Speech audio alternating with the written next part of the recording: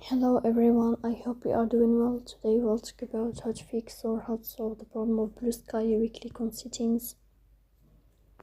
Here we click on apps, default apps, app settings.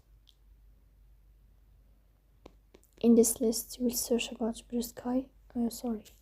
Here in this window we click on Bluesky. Then we click on first stop and we click OK. After that we'll enter to the window of storage. Here we click on clear cache. In the end you will turn off your phone and you will wait a moment to restart your phone again to fix that problem. If it's not working with you, then we go to Play Store. You will search about Bluesky. Here you will uninstall your app and you will install it again. So that's all, don't forget to